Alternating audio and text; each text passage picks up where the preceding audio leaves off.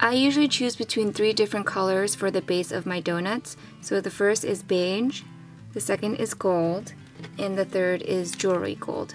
I tend to use gold and jewelry gold mainly because I don't really like using pastels to shade. So I'm going to be showing you how to make them with jewelry gold and gold clay today. But of course you can choose to use beige clay and then shade it in. You're going to roll your clay into a ball shape like this, but it's not going to be spherical, it's going to be somewhat flat. Now you're going to cut out 2 triangle shapes for the ears, and we're going to attach them onto the circle. After you've blended on the ears, it should look something like this. For the Hello Kitty vanilla donut, we're just going to leave it like so, and the last thing we're going to do is poke a hole in the middle. You can choose to use a ball tool like this one. This is the largest one I have out of my nail dotting tools, or you could actually use the back of a paintbrush if you'd like. I'm going to be showing you how to make the hole with the back of the paintbrush since I know not everyone has a dotting tool like this. So you're going to very slowly twist the brush into the center. So halfway through, you're going to switch to the back and find the center again and push through the other side. And there you go.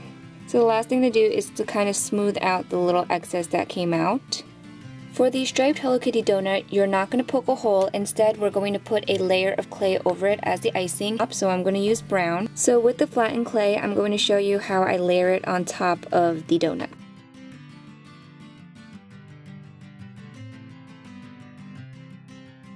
The frosting was only layered over half of the donut, so now you're going to take your blade and cut off the excess around the ends this way. The last thing you're going to do is smooth out the place where you cut the frosting and then just poke a hole through the middle.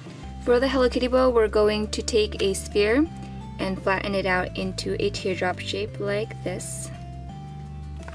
And then you're going to place it on the ear.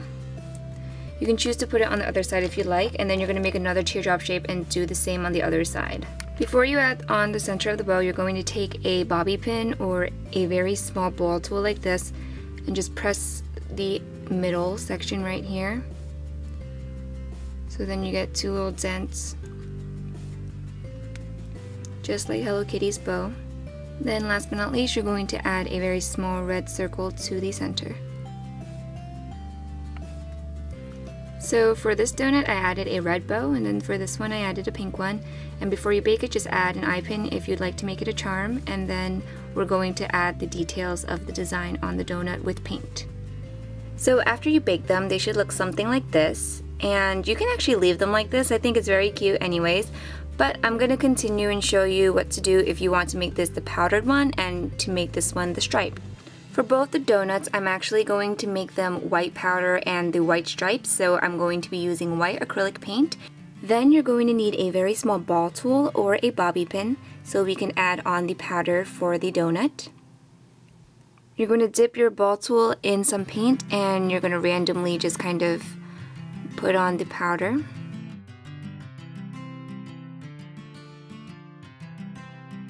In the end, you should get something that looks like this, and remember, you can make these any size you want, so the powder can be small or large.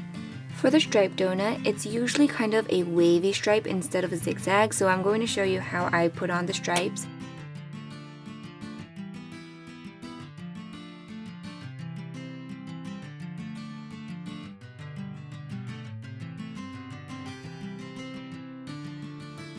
So as you can see, I started looping it in different places, and I'm just going to continue this way until I finish putting on the stripes.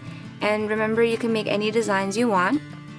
So this is how I drew my design, and if you don't like something, you can dip a cotton swab or a Q-tip in some rubbing alcohol and then kind of slowly erase it.